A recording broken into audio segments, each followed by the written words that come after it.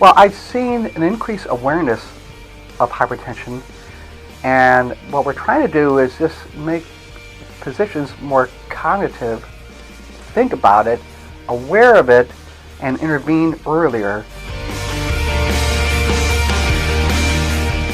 One of the really good things about this collaborative business, healthcare, hospitals, everyone working together for the same goal. It feels awesome. It's great to say that we've been part of such a wide-reaching program. It's even cooler though when we see it affecting the people within our work site and our community and our organization. I always think it's interesting when you see a doctor who recognizes that they may have a health condition. So one of our very popular and ever-loved physicians learned that she had high blood pressure. You ask myself and my colleagues, what are we most afraid of as far as health risks, and without exception we'll tell you stroke. I don't want to wake up unable to make decisions for myself, not able to communicate, and blood pressure, that's the biggie. It's the biggie.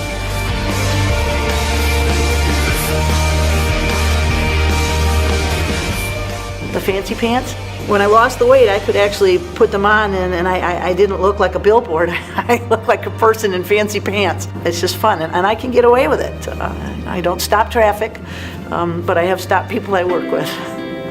There are a lot of people who have high blood pressure and they don't necessarily know that they have high blood pressure. And the ones that do know they have high blood pressure don't know how to manage it.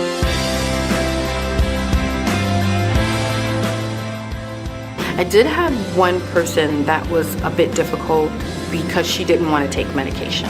And what we did was we looked at natural ways, foods that could lower her blood pressure, fresh vegetables, fresh fruit, upping her exercise, and her blood pressure did come down. So I consider myself very fortunate to be on the journey with the patient. Years ago, barbershops was the main center point in the neighborhoods. You can just about find out anything in the barbershops. So that's why the barbershop is so important with the Get It Done program, because so many people come through the barbershop.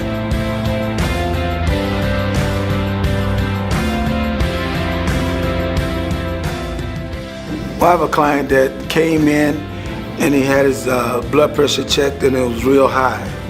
And I convinced him to go to his doctor the next day. And he went to the doctor the next day, and after that they put him on blood pressure pills.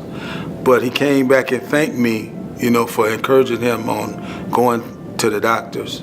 On a daily basis, I really have the ability to interact with a number of folks that are usually not as well versed at times about medical conditions or medical care.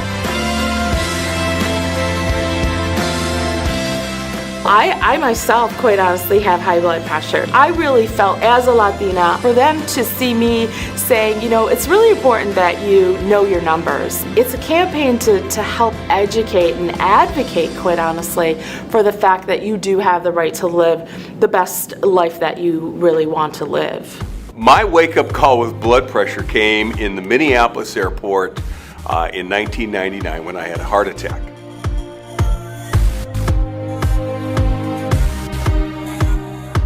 So I tell people, the thing is, you don't want the wake-up call that I had, and you can prevent that by knowing your numbers. It's like they say, information is power. If you know where you sit physically, that should help you prevent having a more serious issue.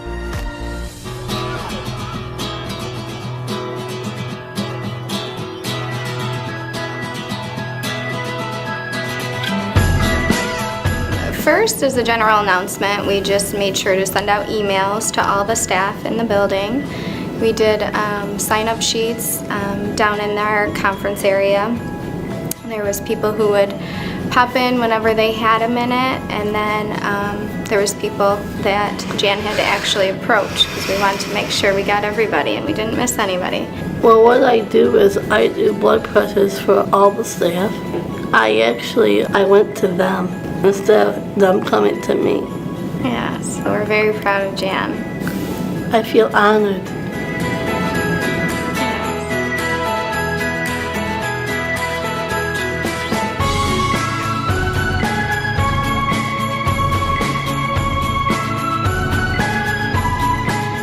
it's a silent, it seems like a catchphrase, but it is a silent killer.